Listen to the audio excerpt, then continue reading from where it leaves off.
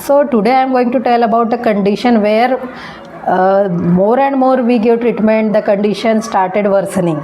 So this is a case of a female who had ulcer, non-healing ulcer over her thigh. She has undergone skin transplant surgery just some weeks before, and that thigh was the site of the donor site of that skin transplant. And as regular treatment, we started debridement, we started dressing, regular dressings were done, we gave antibiotics, everything was given, but on each visit it was seen that it was not healing, and rather the pain was increasing day by day, and the size of the ulcer, the age of the ulcer started going undermined, and the depth of the ulcer was increasing day by day. So we thought what may be the situation. So everything was fine, she was not diabetic, immunity was good, nutrition was good, also there was no anemia, there was no stress, so there was no factor any infection that would increase.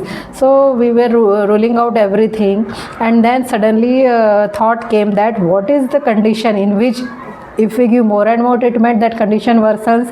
So there is a condition in skin that is called as pyoderma gangrenosum. So we did the biopsy carefully, and then the result was out, that is pyoderma gangrenosum. So here pathology is positive, that means if there is, even if there is a minor injury, then also their cascade is elevated, and then it starts the wound starts increasing more and more. We do dressing, debridement, it starts increasing. Here the problem is not the infection, there is no infection, any bacterial or any other infection, here is only the inflammation present. So we started the patient on immunosuppressive agents, steroids, so that whatever this inflammation is going on, the increase in the size is going on, that will decrease. And eventually we got the result, the size of the ulcer started decreasing. And what we have to do in this case is that we had to stop dressing.